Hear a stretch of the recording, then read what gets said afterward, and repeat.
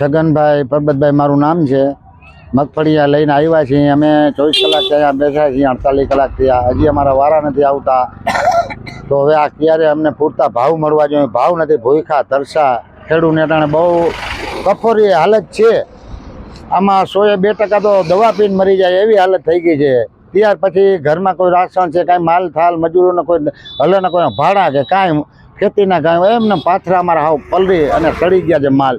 તો મને તાત્કાલિક પૂરતા ભાવ મળે ને તાત્કાલિક અમારું વેચાણ થાય એવી કાંઈક વ્યવસ્થા અમને તાત્કાલિક ગોઠવી દો। મારું નામ નંદલાલ દેહાડજી, ગામ ખીમરાણા।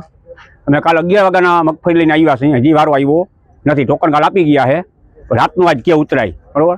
હવે આ દોઢ દિવસથી ભાડા ચડી ગયા છે, એટલે પૂરતો ભાવ મળે તોય સારું છે।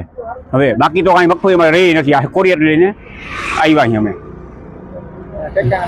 ટેકાના ભાવ તો એ કાંઈ પાકું હોય નહીં, કેદી લીયા લોકો હજી 2 તારીખ પાછળ વરસાદને કારણે, એટલે પૂરતા ભાવને મળી જાય એટલી જ અમને પ્રાર્થના આવી જાય।